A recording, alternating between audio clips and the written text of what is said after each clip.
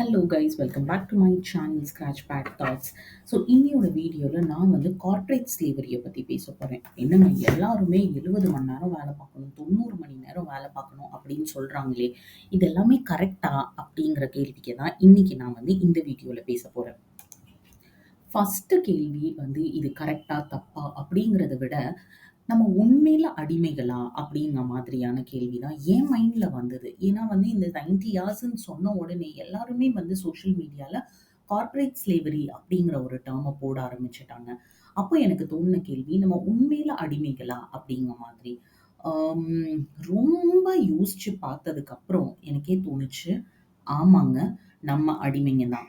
அது எப்படி ஆக்சுவலி அந்த கான்செப்ட் போகுது அப்படின்னா, இது வந்து ரொம்ப லேமன் கான்செப்ட். உங்களுக்கும் எனக்கும் தோணும் தெரியுமா? ஒரு வீட்ல வந்து வேலை பார்க்குறவங்களுக்கோ, மெய்டுக்கோ, இல்ல டிரைவருக்கோ நம்ம வந்து ஒரு சேலரி குடுக்குறோம். ஓகேவா? ஸோ நமக்கு தோணும் தெரியுமா? நம்ம இவங்களுக்கு சேலரி குடுக்குறோம். அதனால இவங்க இத பண்ணணும் அப்படிங்கிற மாதிரி. ஒரு சில இடத்துல நமக்கு கூட தோணும், எவ்ளோ சேலரி குடுக்குறோம், அப்பவும் வந்து இவங்க ஒழுங்கா வேலைய பண்ண மாட்டுக்காங்க அப்படிங்கிற மாதிரி. அதே தாட்ஸ் தாங்க லீடர்ஷிப் பொசிஷன்ல இருக்கிறவங்க வந்து நம்மள வந்து கீழ வேலை பார்க்குறவங்கள பத்தி யோசிக்கிறாங்க. எவ்ளோ சேலரி பே பண்றோம் இவங்களுக்கு? மார்க்கெட்ல இவங்க ஜாப்க்கு வெறும் ₹30,000 தான் குடுக்குறாங்க. நான் வந்து இவங்களுக்கு ₹35,000 குடுத்து ஃப்ரீ லஞ்சும் குடுத்து, சுடப்சோ கூப்பன்ஸும் குடுக்குறேன் இவங்களுக்கு. அதுக்கப்புறமும் இவங்க வந்து இப்படி பண்ணாங்கன்னா எப்படி? அங்கருந்து தான் அந்த அடிமைத்தனத்துக்கான ரூட் அப்படிங்கிறது எனக்கு தோணுது. இத தவிர்த்து வந்து எல்லார் மைண்ட்லயும் வர்ற கொஸ்டின் என்னன்னா, நாராயண் மூர்த்தி சொல்லிட்டாரு 70 ஹார்ஸ் வொர்க் பண்ணணும். சுப்பிரமணியம் சொல்லிட்டாரு 90 ஹார்ஸ் வொர்க் பண்ணணும் அப்படின்ட்டு.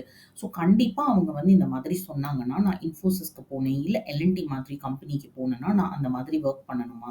இல்ல இவங்கள பார்த்து நம்ம கம்பெனியும் அதே மாடல்ல ரெப்ளிகேட் பண்ணிருமா? அப்படிங்கிற பயம் உங்களுக்கு இருந்ததுன்னா, ப்ளீஸ் அத பத்தி நீங்க பயப்படாதீங்க.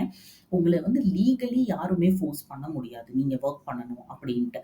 ஏன்னா, நம்ம கண்ட்ரில நெறைய லேபர் லாஸ் இருக்குது. வேரின் நம்ம வந்து ஃபேக்டரி லெவல்ல இருந்து கார்ப்பரேட்ஸ்ல வொர்க் பண்றவங்க எல்லாத்துக்குமே வந்து minimum working hours, maximum working hours அப்படிங்கிறது ரொம்ப டிஃபைன்டா இருக்குது. அதனால நீங்க வந்து அத பத்தி கவலைப்பட வேண்டாம். கண்டிப்பா அவங்க சொல்றதுனால நீங்க வொர்க் பண்ண வேண்டாம்.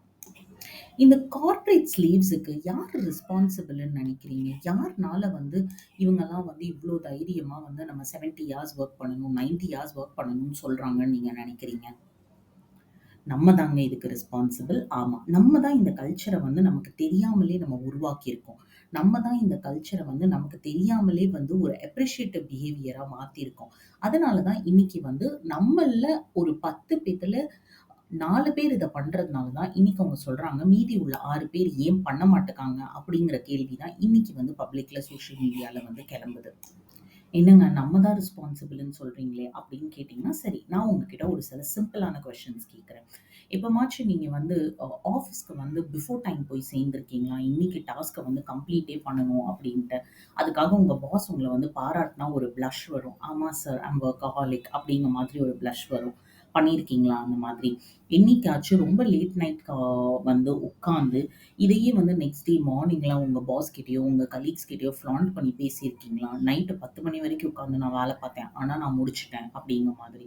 வெக்கேஷனுக்கு போகும்போது உங்க லேப்டாப்ப நீங்க கேரி பண்ணுவீங்களா? மாட்டீங்களா? கேரி பண்ணுவீங்களா? மெயில்ஸ் மட்டும் எதுவும் அர்ஜென்ட்டா வந்ததுன்னா அப்படிங்கிற மாதிரி.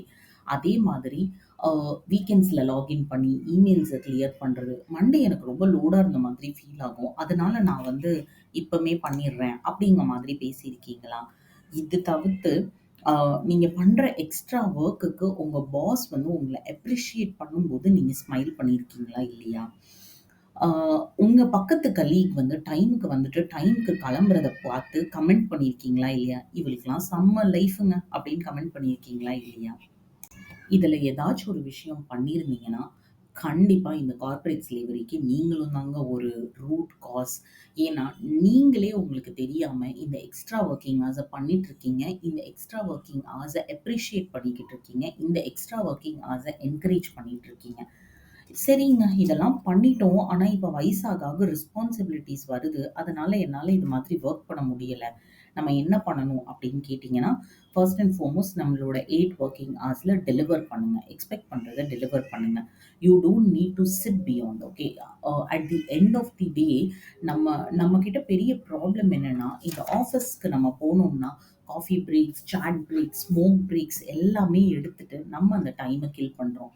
ப்ரொடக்டிவாக இருங்க. லைக் ஃபார் எக்ஸாம்பிள், உங்களால் வந்து VLOOKUP கற்றுக்கிட்டு ஒரு ப்ராசஸை வந்து குயிக்காக முடிக்க முடியும் அப்படின்னா கற்றுக்கோங்க. உங்களோட டு டூ லிஸ்ட்டில் நீங்கள் போட்டு வச்சிங்கன்னா கண்டிப்பாக அந்த ஆக்டிவிட்டி க்ளோஸ் ஆயிரும், டிலே ஆகாது அப்படின்னு தோணுச்சுன்னா போட்டு வச்சு கம்ப்ளீட் பண்ணுங்கள்.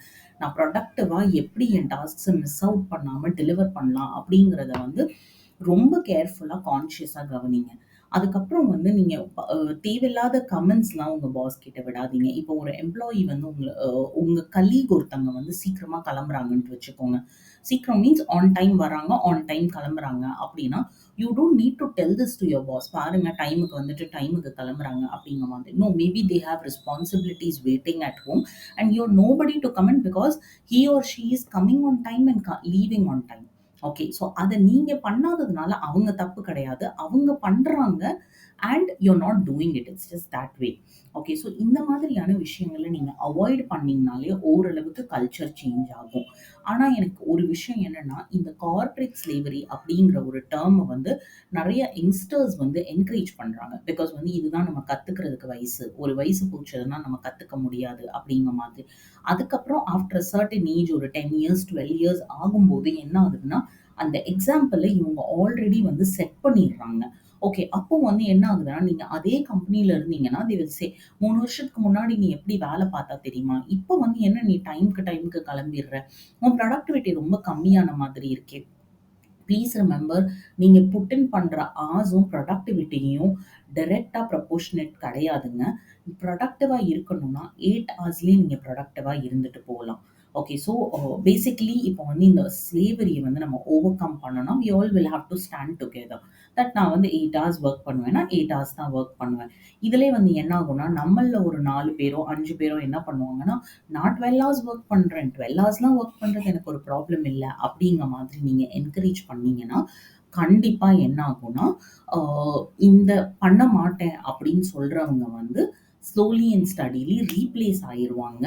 இந்த 4 பேர் நான் பண்றேன் அப்படின்னு சொல்றவங்களுக்கு ப்ரமோஷன், ரெகக்னிஷன் அந்த மாதிரி கிடைக்கும். Ultimately pudding pressure on these 6 people to at least not work for 90 hours but at least for 70 hours. That is what is happening.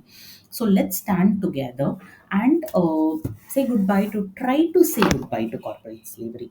Okay, so we'll meet you up with the next video. Until then, tata, bye bye.